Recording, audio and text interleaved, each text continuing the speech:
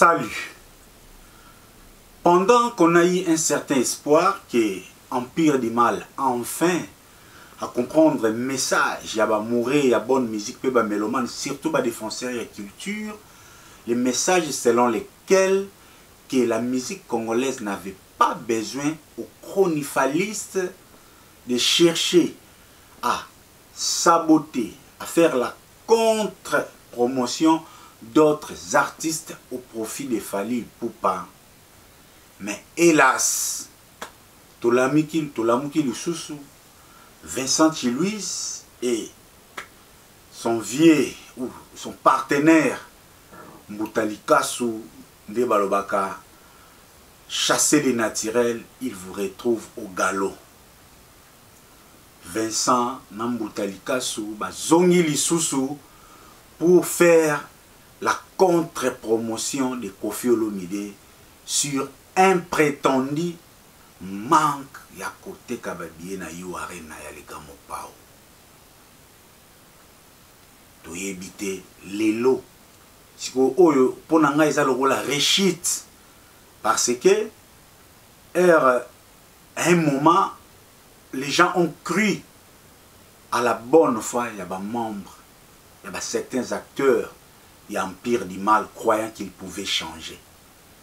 Mais autre moment dans l'élo, sous les doutes s'installent de plus en plus. Mais on ne cessera pas de les faire, on sera toujours là.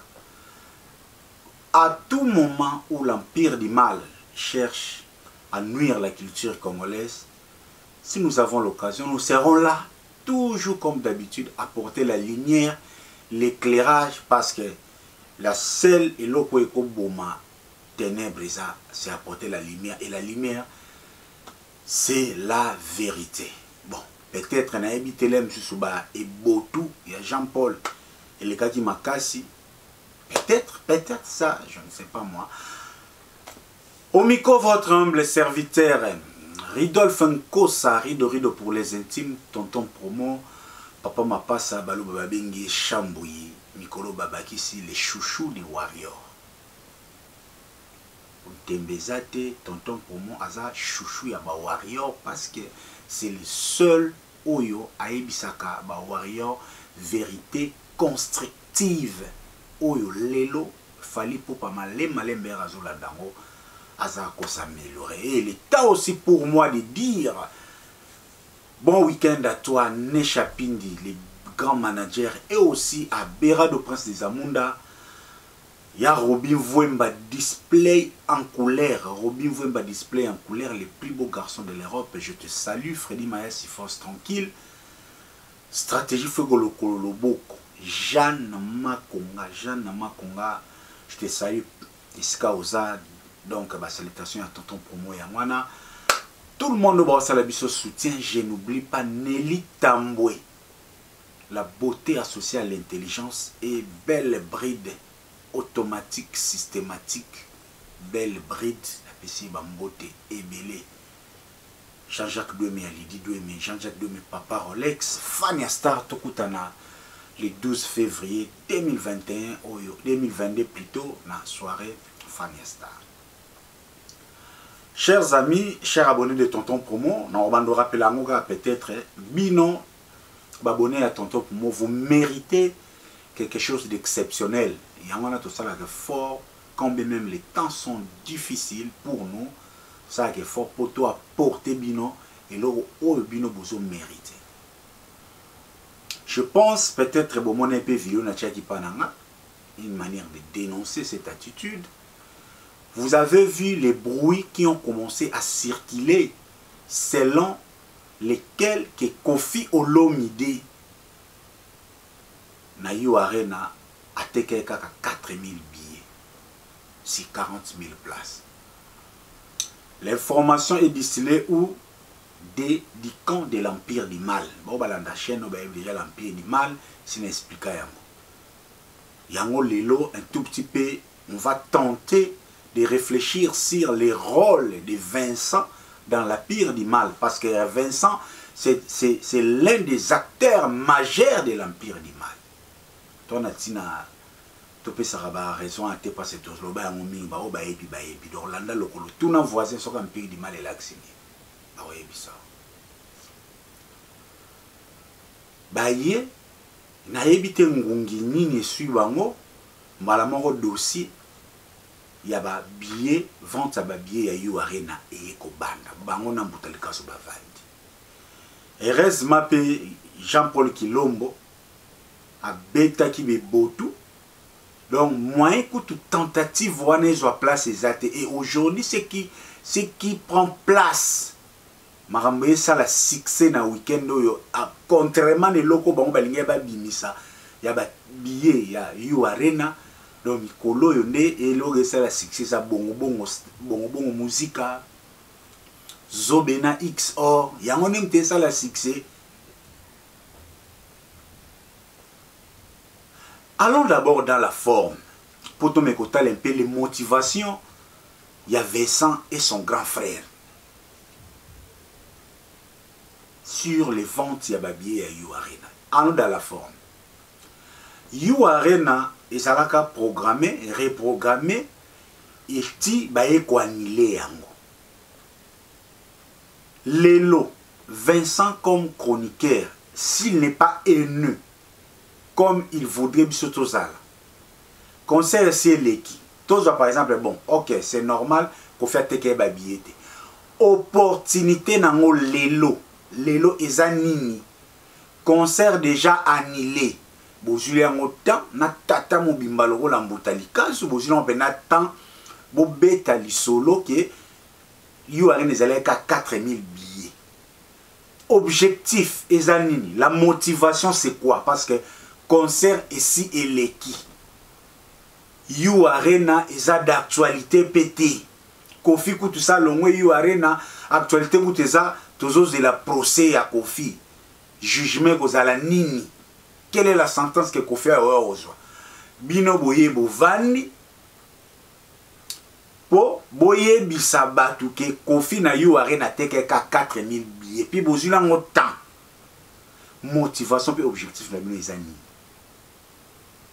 Donc, vous comprenez que Baza Batu Oyo, et le Mutu, Aïna Mutu, avant, Abotama, Anazemi déjà, Aïni Mutuana, Mutuabandi Kokola, Bozo Ine Kaka, Mutuana Koufi Bozo Ko Ine Kaka, po Oyo Vincent Asalina Vienaye, donc Balandi, You Arena Tina Cimetière, You Arena Yakofi Tina Cimetière, pour marcher sur Yango. Je vous rappelle, lorsque Kofi avait annoncé You Arena, Mbutalika su ayaki toujours na contre-campagne que You Arena wana ezati contre-campagne depuis Nazem.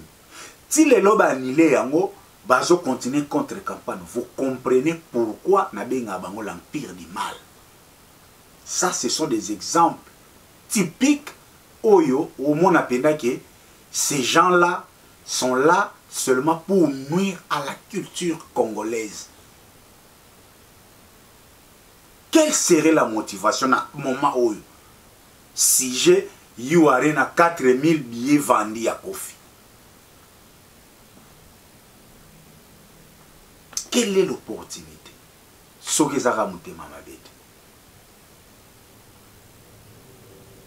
Quelle est l'opportunité? Yango émission que l'équipe de Fally Ipupa est contre les You Arena ya Kofi. You Arena est belisa l'empire du mal mutu. Bon, non, mon absolument là haineux. Ça, ce sont des illustrations où ils ont appuyé la thèse Nabiso. L'empire du mal n'a jamais été, le camp Fally n'a jamais été content de voir Kofi Olomide azala la première personne ya Robeta You Arena. Yango lelo bozo mona ba preuve ba Vincent na ba Butalika su yango bozo mona. Kofi achedati ya You Arena. Ne ba wana ko sa ba hypocrisie na ba on bazala bien na Kofi au départ. Non, Fally mutakoza l'invité surprise. Kaki komi makambu ya ba koloke ba buzoba na bango ba pota Kofi buzoba na makambu ya ba famille na bango. Déjà ils en ont fait un prétexte que Kofi Azamute Mamabe ba bandi ba campagne ba contre campagne ya You Arena pour appeler les warriors ba annuler ba billet au basombaki, et ils en ont fait. Pour eux ba rolakisa kubange ba la kisa Kofi ke sans poids na bango Kofi a okokate wana au départ. Non, là, Sabino qui est comment l'empire du mal a toujours été contre le You Arena ya Kofi Olomide. Et l'élo, qu'est-ce qui se passe? Information, il y a 4000 billets vendus et où tu toujours dans le laboratoire, il y a empire du mal. Bouye billet, on a cité mingi kombo le kuna otanga te pona ofula été. Lelo na ofula été.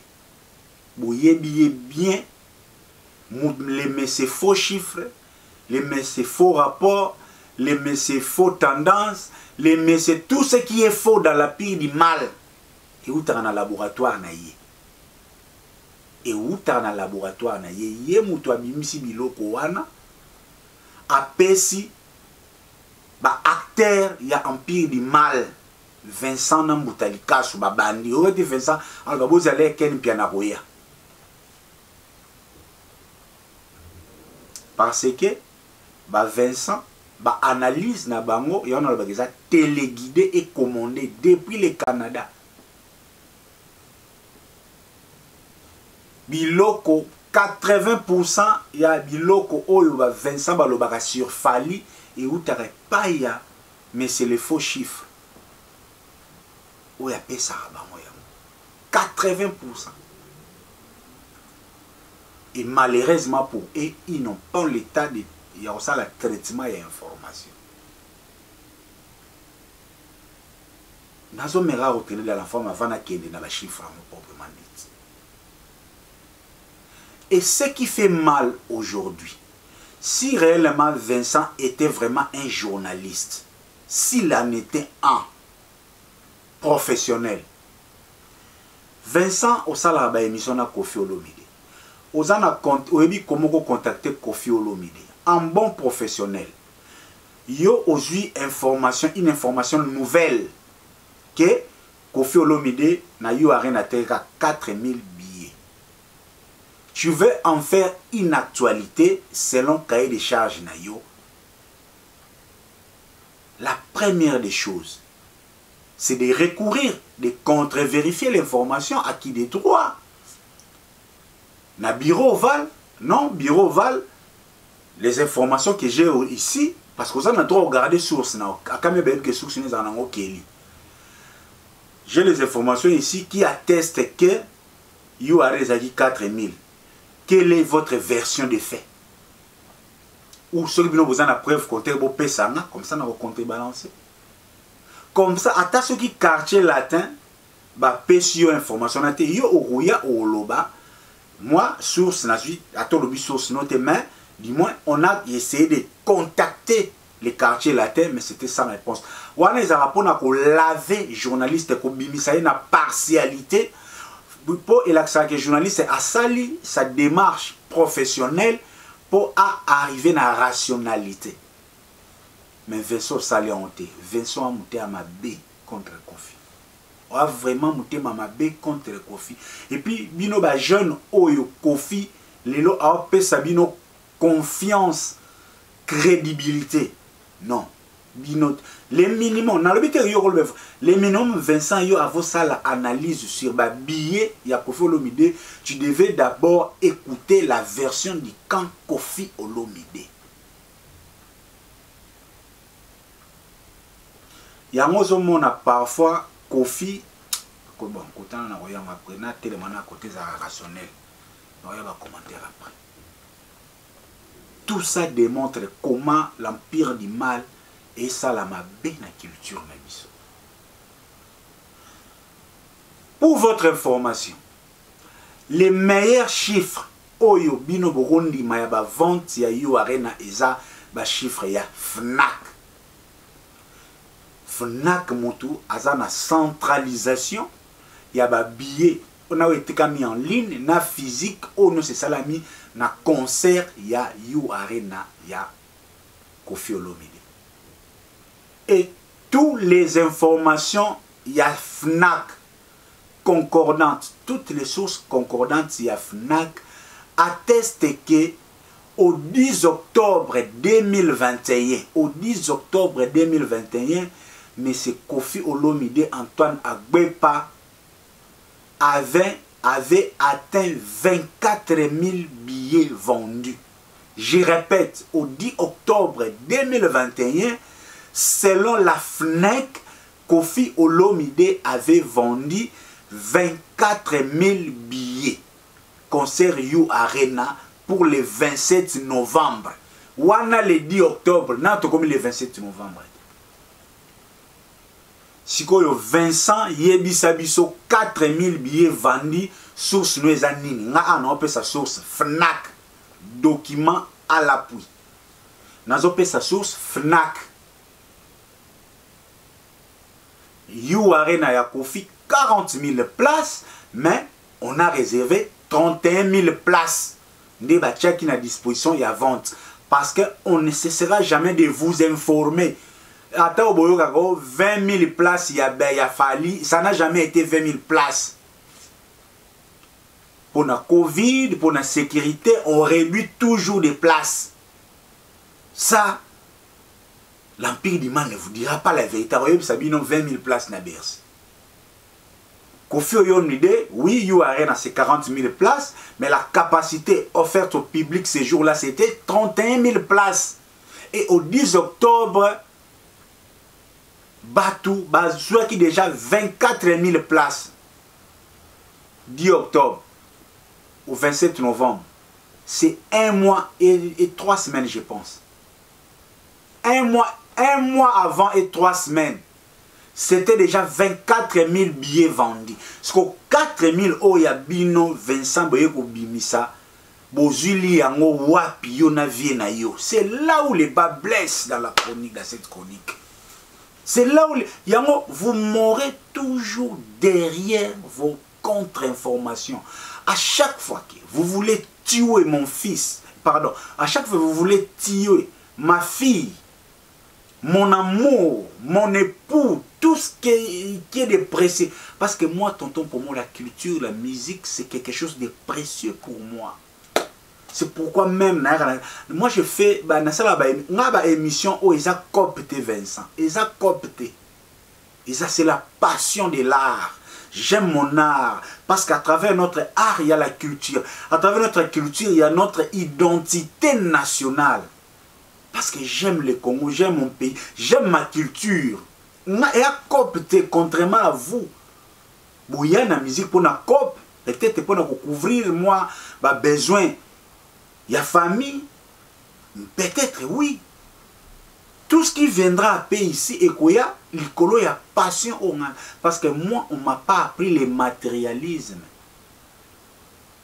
Moi, on m'a d'abord éduqué dans les bienfaits. L'art de bien faire, l'excellence. Parce que c'est après l'excellence que Moussa Lebo Tarafrouz. Vincent Bozui 4000 Wanawapi. Ce qui Vincent a une difficulté. Tout n'a Franck Stema a un poto. Il y a du monde qui a un poto. Déjà, Franck ça y a première fois, il est sous deuxième fois. Déjà, Franck a un avantage par rapport à Bino Vincent pour poussière de gens solongana mutu pour poto de gens zalagana aspirateur pour to tanga na fuka to zana imaina tant que non yé poto te yé lokolo na poussière na mutu faut ya poto au mona nenge mukileta mulaka au mona nenge bazwa ka information et longola poussière na mutu Vincent tout na ta Franck Stemai Franck azana Paris a robeta tout na FNAC sur aux agents a ko vérifier pour na yo. Tout nata Mundela va répondre à bango o ezambanza Vincent poto ya lokola na Congo te kuna o pour mon ministre pour mon photo na bo fo bon tout Franck nenga zana ko kepe na FNAC tout ni ba répondre yé. Qui est derrière vous Vincent? Pourquoi le diable doit vous amener à vous comporter comme des petits démons comme ça, dans notre culture, dans notre chère culture, Vincent. Ma béni Kofi Asalio, Kofi Asalio nini, Vincent. Kofi Olomide Asalio nini. Vincent Kofi Olomide Asalio nini loba. Basala mutu ndenge nini apesa ko ba émission Vincent. Fali kutu yo wanozo lemba no lobi 4 no zo su émission te. Vincent nini, eza nini Vincent mutu passe pour fraka comme poto ou bien nini. Nini Vincent, Kofi aza légende de musique na biso. A on mérité traitement en athée. Sur le que la vérité y a qu'à loba, on va comprendre, mais pas les mensonges. Hein? Et pour sembler soi-disant na des way. Vous appelez frère ya des way. Et c'est na des way ba terre vraiment que vous a lukuta. Hein? Oui bi que makam Vincent so sala taba kambia des way so balando bi que so ozana ba misala ba ko fanso. Des way za bongo te. Ngana bi bata des way ba za réglo. Je profite de saluer mon vieux Elvis Nakin, ya na DJ Magic. Muta des way ya tongo.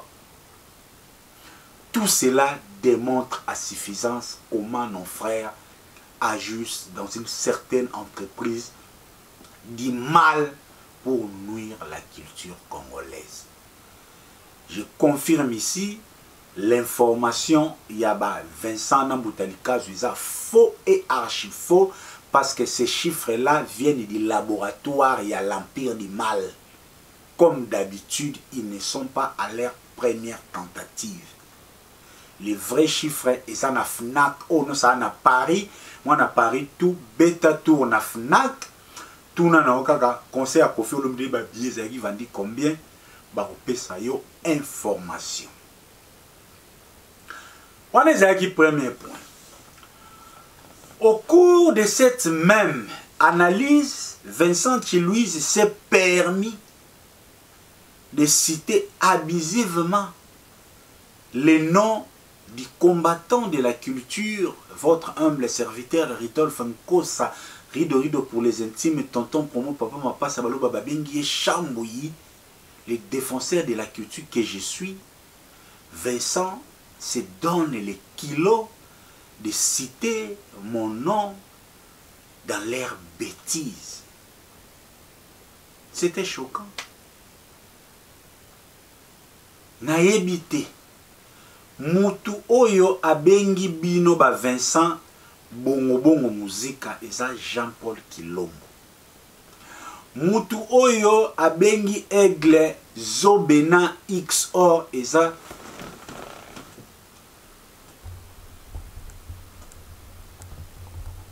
Mutu oyo abengi Aigle Zobena XOR eza Jean-Paul Kilombo. Mutu oyo alobi que Fally Ipupa n'est pas encore un roi, il sera toujours prince, comme le prince Charles, tant que Kofi Olomide sera en vie, eza toujours eza Jean-Paul Kilombo.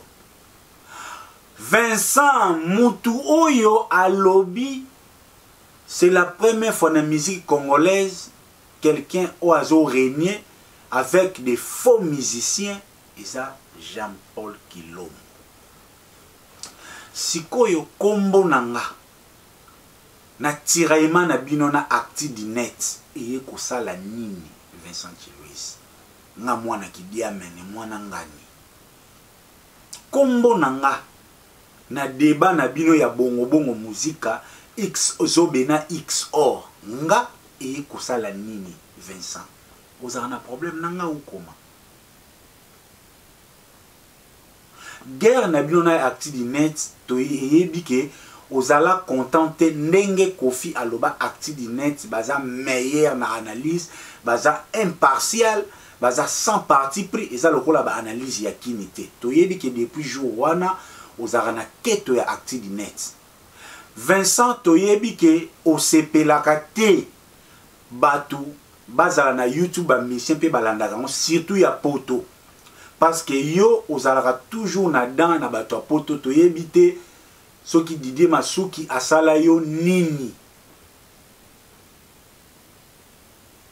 Vincent eyebani poto mobimba ke yo olingaka bato basalaka ba chaîne ya TV ya poto te.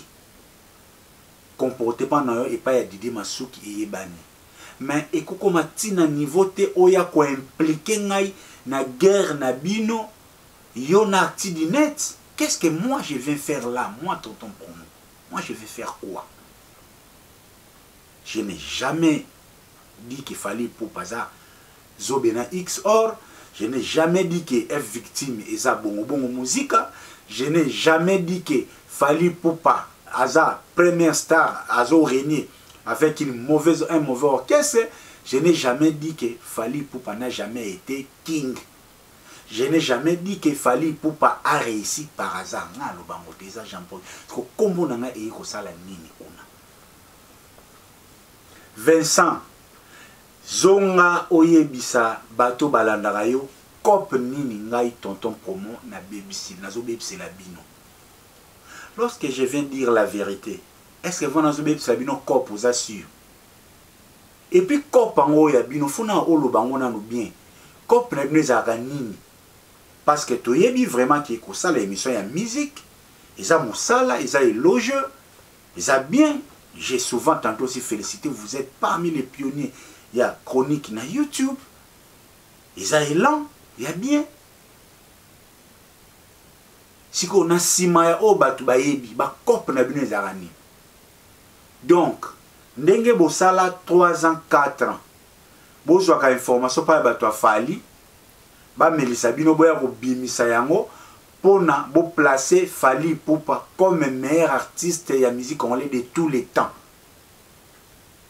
Bo fina ka ba musicien mususu, bo fina ka ba fere ba nani ba to fina ka donc ko ngonde yangwana na suka nango ba futa bino ba saki ya loso ba descendre toyokaka yo zwa ka ba sapatu na éviter. Cop nini ngai tonton Promo na zobebisa la bino. Vincent naya mukolo naya teke na sala vie na nga chronique na nga yo sali émission na kata na channel non. Na sala yango une fois dans l'affaire Niki Menga. Parce que je vous ai suivi longtemps pendant l'affaire ya Moïse Mbiye, pendant makambo ya Mike Kalambai. Il y a vie privée na bango bosala ba émission bino na ba Mumbai ya ba Ken et comme tour ya Fally bolobi za vie privée bosala yango te na tuna ki bino ka question Moïse Mbiye vous avez accepté boboma même album Triomphe parce que Vincent échec et album Al Triomphe parmi cause eza bino bino nyonso na sala tout au plus bosala ce qui 40 émissions n'espace il y a un mois. Alors que l'artiste était en voie de faire les clips, un album qui toko. Lelo oh la vérité là ça que Eliane elle est ce qu'elle est. C'est quoi après? Bino bosane si bobo album ya mutu. Siko bolingi biso ba défoncer ya culture to tika bino bobo mara musique ya Congo bongo. Vincent Louise, Maestro Fabregas abimisi album Sika. A idéologie na moupe émission pas na yo émission au sana Fabregas majorité ba question ya polémique Ibrator déplique nini boy autour ta question te Fabregas na album wana oyembi nzembo oyembi na nani osa fini na nani oyembi mélodie nini texte nani osoka pa ne basala la promotion ya album.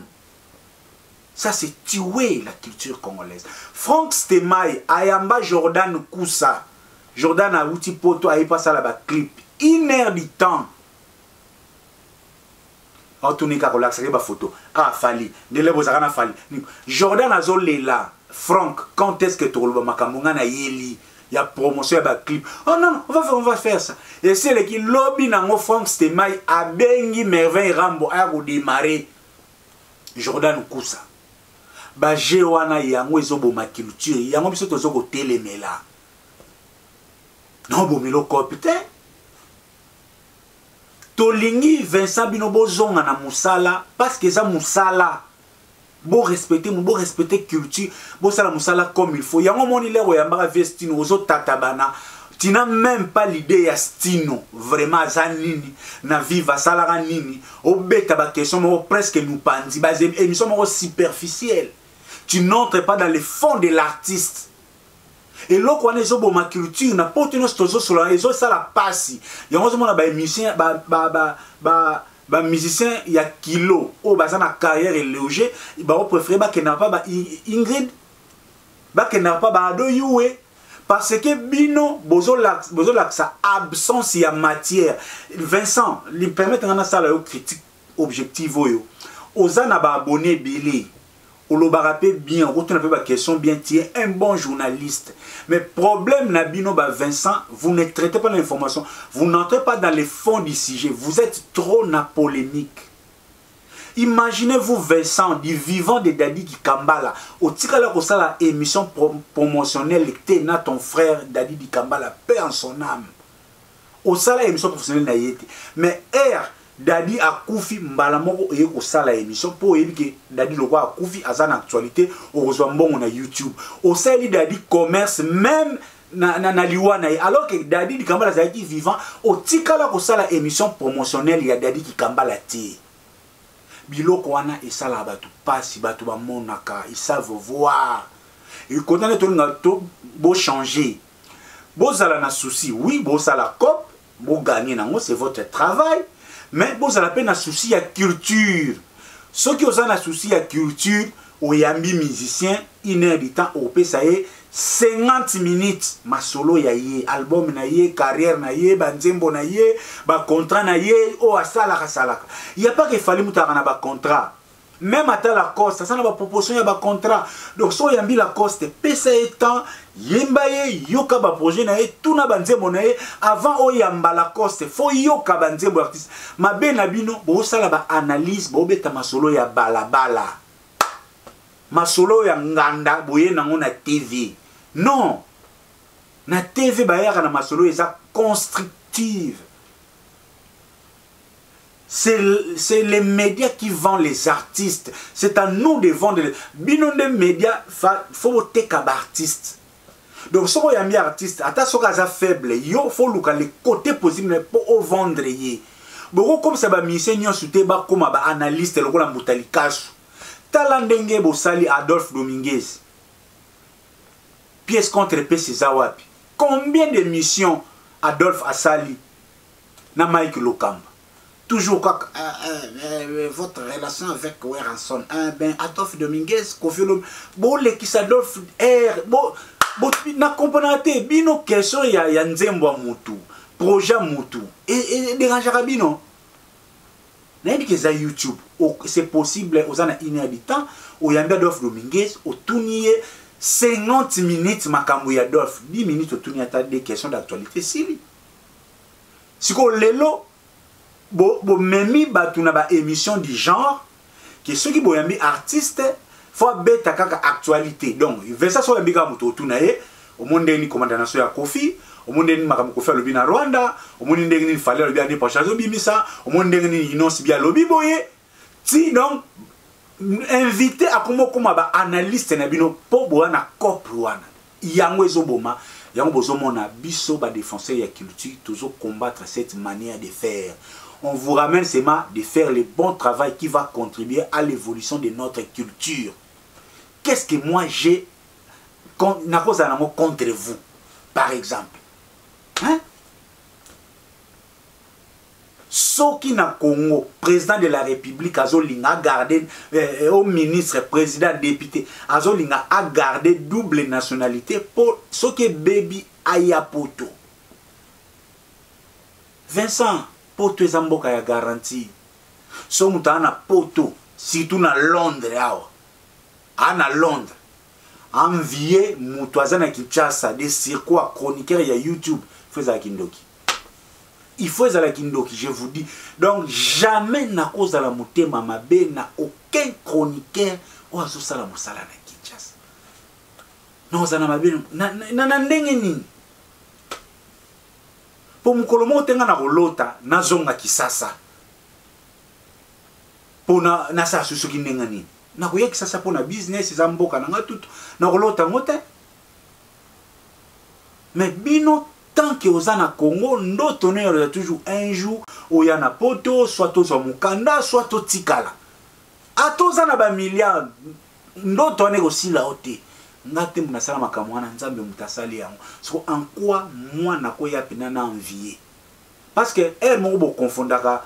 L'autre fois aussi mon baya est censé kukina bani noir. Hein? Vincent, un petit conseil gratuit. L'aime sur battu bayebi bien te, ndenge pe bino boyebi batu bien te. Koya ko banda ko lobela musique, analyse, ils en ont eloko liboso te. Na RTNC pour ton information Vincent, ils ont une émission au café culturel. Il y a un moutile beaucoup comme ça ba analyse. Et puis bo baby c'est ngo émission wana bande ko yamba artiste azo expliquer banzembo ndenge na sala banzembo ni bo analyser nzembo. C'est là où roka bazo sala na bosa combat journaliste ngo. Ba ça la différence il y a nzembo basali en prose na nzembo basali en vers. Vincent yo bibilo kwana nzembo en prose en vers. Analyse ça déjà na RTN ça na ba genre nyo ça ba émission bo sala lelo. Donc analyse n'est pas ton invention. Et pour ta gouverne, moi je ne fais pas des analyses parce que analyse oyo keli atindelio information loba boy sala boy ngala ko sala moi je suis un journaliste, je peux me prétendre être un journaliste indépendant. Yombo mona nga nazalaka nga nazala na numéro ya leader mote ya musique mais nazala ba numéro ya bato orchestre na yebi ndenge na contacter Héritier na yebi na contacter Fer na yebi na contacter Fali na yebi na contacter Kofi na yebi na contacter Wera nazala na tina nazala ba numéro na bango te N directement nga nazala na N na Fali Vincent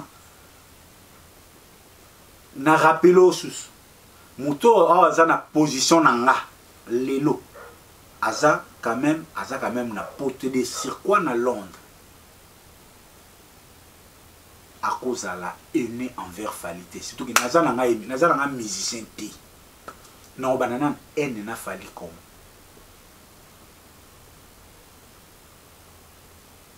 non bana haine na Fali comme non. On est seulement venu apporter un changement dans la chronique musicale na YouTube. Parce que tendance au binobo memaki, il y a une analyse, il y a sens unique, il fallait que ça la rupture. Et dans la rupture, il faut maintenant attaquer, il faut qu'on apporter lumière sur les faussetés au binobo loba. Vincent Olobi ngana kosaka, dites-moi une seule chose au ngaido fukosa na kosa. Na permettre yo luka émission loba eska na kosa soza na raison na senga esquisse maintenant na ko loba ba lukute ebele oyo loba o loba ki Fali azui disque d'or certifié tanga kutonanga bongo jomo azana Londres ya cha muno wapi disque d'or okosa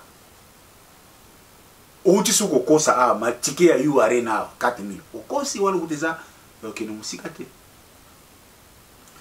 Votre problème et sa absence y a contenu dans la matière.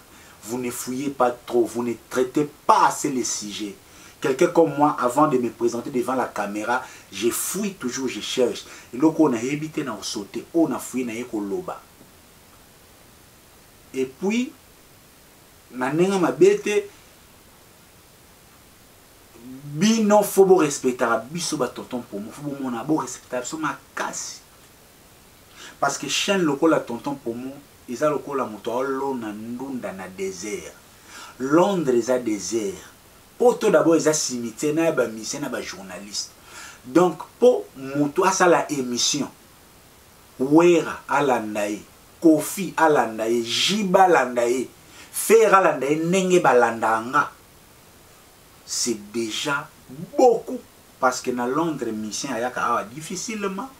Plaque tourner la musique zate yango bomona nga nazala précédemment ba invité na sala yango à dessin avant na sala chaîne na sala aussi base des études parce que moi je suis un marketeur na muta ba chiffre na sala étude ya terrain na juste stratégie on a keboui donc chaîne au tonton pour moi et vandi na décryptage. Je ne suis pas un journaliste fabriqué par les invités. Chaîne oeza aura nanga tonton pour moi, combo nanga tonton pour moi, contenu nanga tonton pour moi. Ce sont les musiciens qui viendront bénéficier na aura ya tonton pour moi pour makambo na bango epusana. Contrairement na bino, vous êtes grand journaliste parce que oyamba musicien tel. Ça c'est différent. Et moi je fais le gros travail. C'est sur les gens qui ont les informations sur les gens. Recevoir Kofi, il suffit d'avoir la maîtrise, c'est tout. Il a tellement des informations. Mais il y a qu'à au vanda, au sala décryptage, au bandi, introduction, développement, conclusion. Vincent, na beta histoire ya Jibé na Wera. Et ça na chaîne. Récite ya Jibé, récite ya Wera. Na vanda na banda lité, na tambula na Wera te, la zamba na ya ngora ba concert na ba rep. Mais na beta li solo, mutu moko te ya wenge a contredisa ngai. Et ce sont les deux émissions où il peut s'en position ya bien à côté ya Wera, na côté ya Jibé. Tous les anciens de Wenge ont raison. Babengango capacité intellectuelle. Parce que l'histoire s'écrit pas na ba oba viva yango, mais c'est par ceux qui ont la bonne lecture des événements. Ne peut bien écrire l'histoire que celui qui sait bien lire les événements. Malheureusement, vous lisez mal les événements. Internet, ezoko sabino. Succès a fallu extension, leur outil internet est commis accessible naba congolais. Vous confondez performance et internet na carrière et artiste proprement dite. Vous mettiez l'accent trop sur les superficiels alors que nous sommes venus pour vous recader dans l'essentiel. L'essentiel c'est chanter, composer, écrire, jouer de la musique, prester dans de bonnes productions. L'internet n'est que cet outil qui amène la musique depuis sa production jusqu'au consommateur.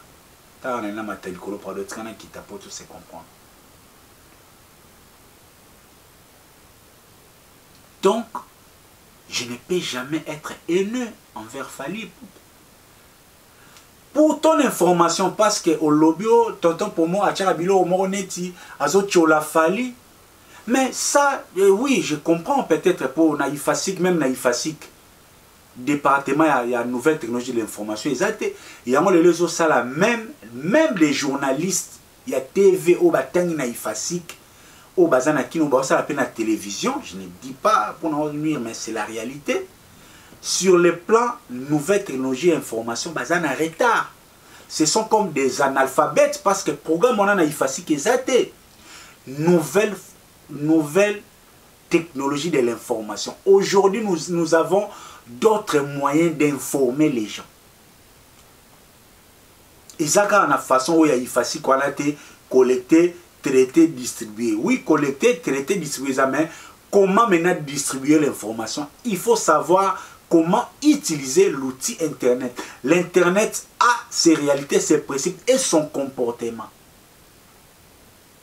Ça n'a rien à voir avec nous. Fally Ipupa. Je ne suis qu'un bon professionnel qui sait optimiser sa chaîne. Et je présente l'information d'une manière professionnelle. D'abord, Oyozobenga Kochola, ça existe dans le journalisme. Des postes caricaturales. On a ça des postes caricaturales. Landa na Canal Plus, les guignols de l'info. Charlie Hebdo à Koufa, il faisait des informations caricaturales. Il y a même et ça qui va musulman Kanda. Les informations caricaturales existent. En faisant une information caricaturale sur Fally, j'ai fait la promotion de Fally. Fally a outi ko sala émission na Frank Stemai. Bato ebele ba éviter. Lorsque moi j'écris, Nayoki qui a sali émission, est-ce que a remercié ma belle lisse? Les habitués de ma chaîne, ils savent comprendre qu'il s'agit de Fally Ipupa.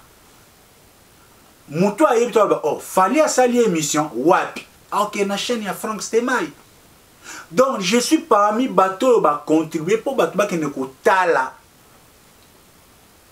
Émission na chaîne à France, pourquoi on a des postes caricaturales? Et les postes caricaturales, ce sont des postes aujourd'hui qui attirent l'interaction. Vincent, vous en avez 200 000 abonnés. Tala ba poste oyo tchaka. Bato combien ba commenta. Donc, un gars dans ça ba poste caricatural. Donc, ils ont ça là que chaîne à l'interaction pendant le temps non ça la vidéo c'est professionnel. Fally arrive en Tanzanie.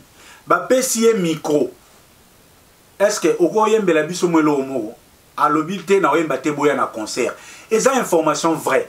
Nayebi ke na chaîne nanga mes amis warrior na tito ya rabango na titi ya bango na tumbula rabango ba ya nini bo. Nayebi ke soki na che yango ba goloa ba oseka ba warrior ba répondre et créer interaction.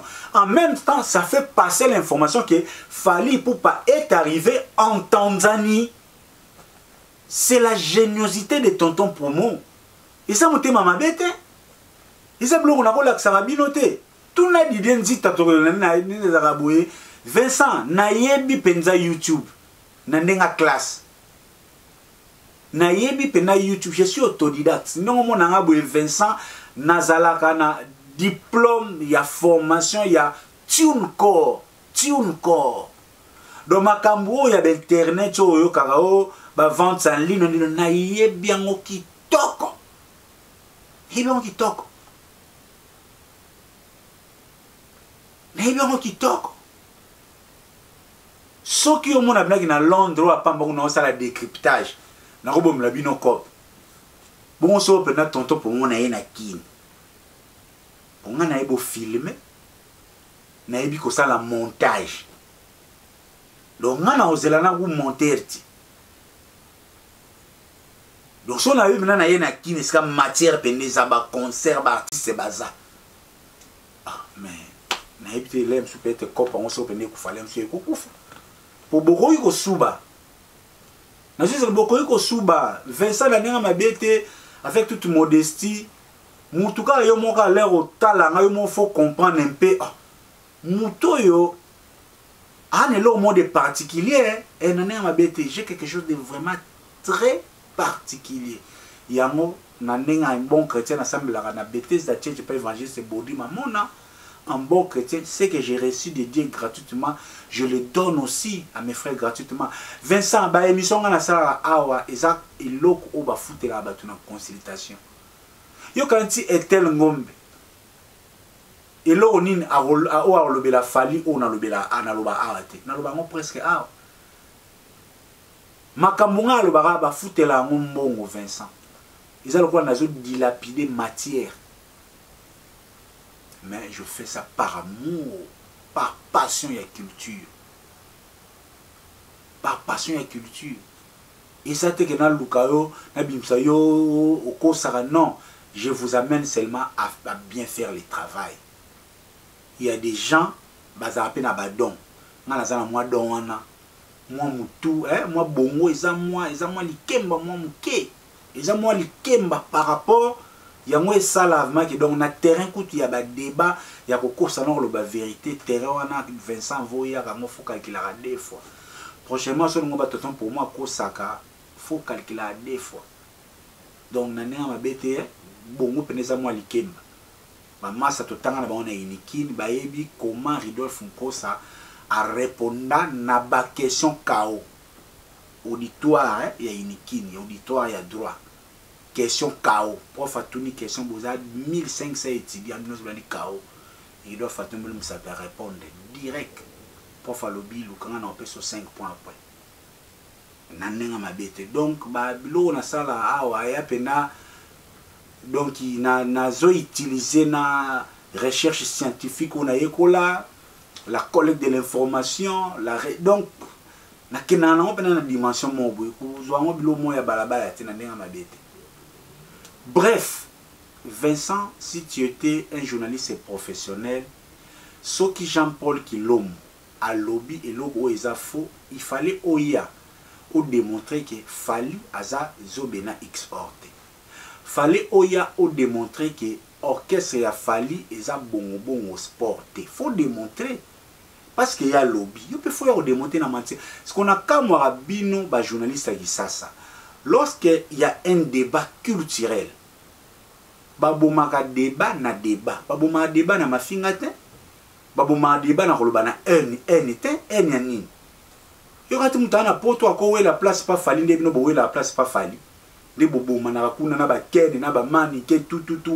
Hein? Soki bino bo na bolotaka boza na place mo de shop mbe na fali eza rêve na ngate pour nga na ondima mokolo moko te ndenge yo okenda na Denis Lesi epa ya fali kuna traitement bareserva bino epa fali nga na ondima ngo te ndenge fali ablokaka bajournaliste mosusu nga na respect na nga na olinga ngo te na omona ngo mankama ya respect donc nalotaka kozala pembeni na fali te nalotaka ngo kutu te. Et puis Vincent, bolukaka boyebaka bato bolukaka boyebaka bato soko bandi YouTube avant elakisi te ko yeba makamba te va bato bolukaka boyebaka bato. Moi déjà en 2003 je faisais la promotion de Banakin orchestre ya ba Youssoufa Sinistar Bébé Ziko Sinistar oyo arapa na nzembo ya Jili bazako ke se mona ba Youssoufa na Général Philo o lelo akoma promoteur ya Bomaye Musique on a Youssoufa. Ils étaient des musiciens ensemble. Et Bomaye Musique c'est le fils à ma sœur. Ozarana Mili tourna mukolo mususu Général Philo est-ce que yebi Ridolphe Nkosa. Donc nayeba vente na téléchargement depuis 2003 wana nazana kid. Tono vanda na Général Philo azo yokanga religieusement. Général Philo a outil pour azo kanga religieusement parce qu'il trouvait de la compétence, de la matière.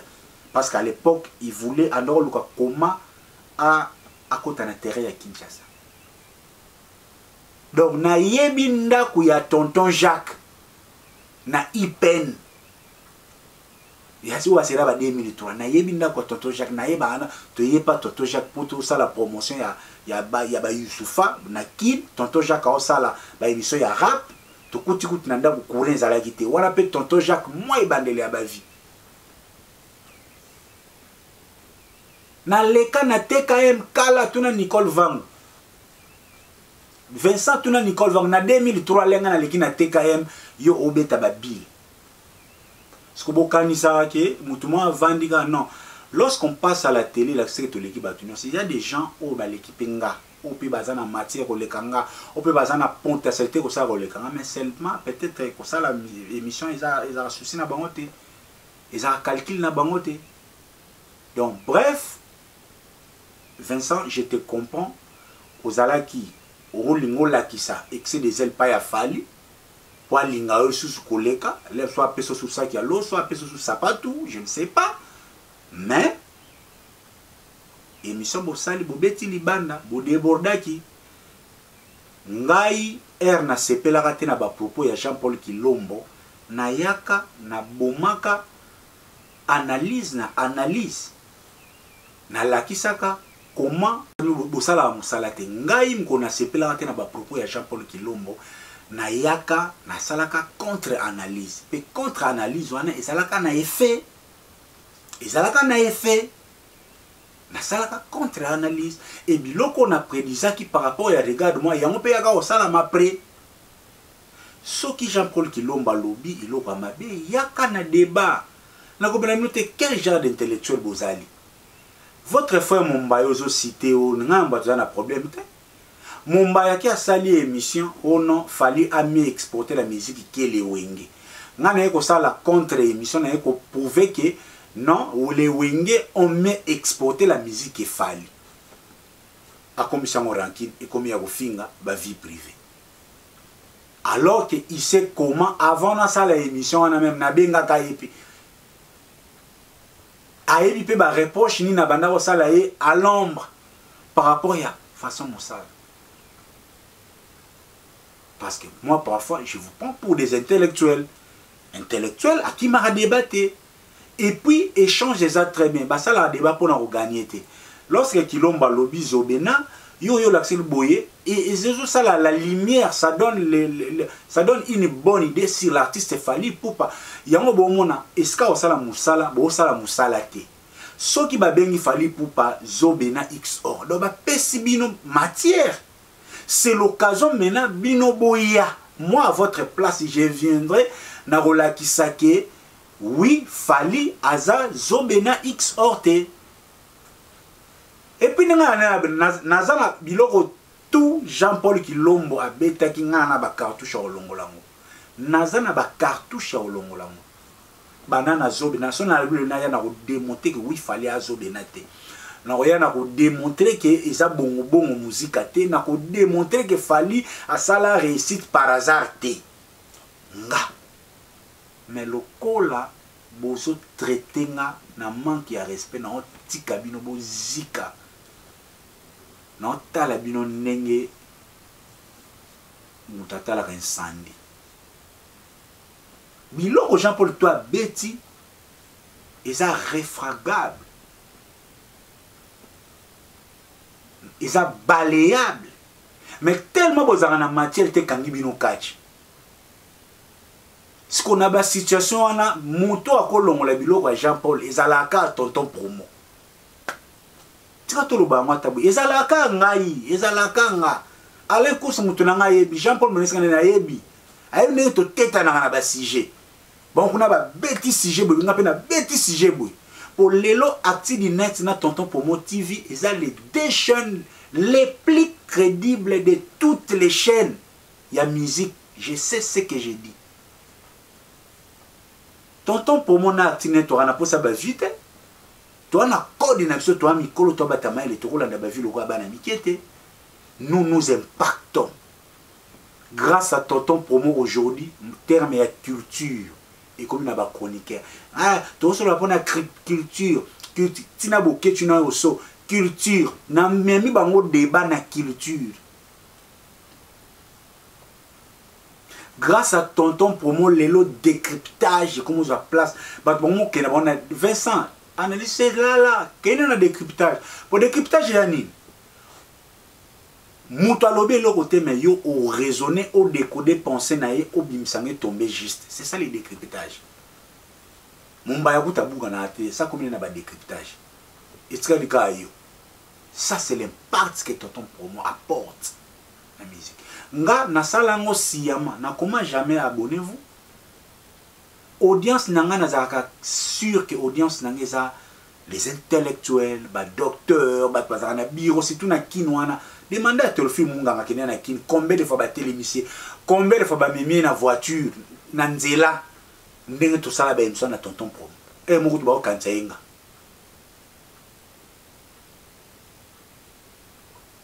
na sala ngo c'est maman na yebi que audience nanga 80% bana mibali. Est-ce que bana mibali baza esengaka ba émission likemba des émissions ya réflexion. Bino bosala choix na bino ko eza cop bosala audience no bana basi chaîne na yo vanda nango na ba émission ya lokuta wana soki ya fiction makamba lisolo lokuta na ba théâtre. Chaîne a versé kola bani na ba théâtre. Nga chaîne nangi kola na décryptage, kola na décryptage. Tous en la même progression, et on a besoin de la pression de Bogue Simba qui spam. Ils ont la même progression. On a une chaîne YouTube, Nenge Alain Moloto a na musique. Batunyo so bazoye lingala ya ko yemba na français. Mais c'était difficile, on a solana premier producteur et Alain Moloto à Londres. Mais bi maman wana, est-ce que yebi que ba producteur ba no produit Alain Moloto te pour ba do yemba na français? Mais souka nango na chega yemba ki na français te. C'est ce que nous apportons, nous. La crédibilité, l'intelligence dans la chronique. Une année, 2 ans, 3 ans, Bolanda. Nous allons créer un monde Yabatola. Après c'était, nous avons déjà vie moko. Mais ça a un impact. Tout n'est pas Macron. À l'écart. Combien d'appels à Zouaka après émission? Donc, bref, nous avons pour ça le bamingité. J'espère que wane zaeka moi maya lusaku munu ngatu bois que la Vincent pour abimisa kindoki allez quand la ma vie quand le kindoki tata Vincent na bois que les nanu allons la mutema mabe na bois que les maman maya lusaku munu pour jeune Vincent ouais jeune mais il faut aller ouvert jeune rose à l'esprit il faut un esprit très ouvert très ouvert. Plus tu as l'esprit ouvert, ça t'ouvre aussi les choses. Même yo très serein. Donc, quand tu l'as tata Vincent, allez, massa ou sakumono, tim makiambi, allez, katuka, kende. Merci Nechapindi, Nelly Tamboué, Belle Brine de Jeanne Makonga, Tina Bousoukou, Évangéliste Bodi Mamona, JC Koli, DJ Magic Le Son de Londres, Théophile Munganga Lentelo. Merci. Pour Nalelo, de Sugiwa.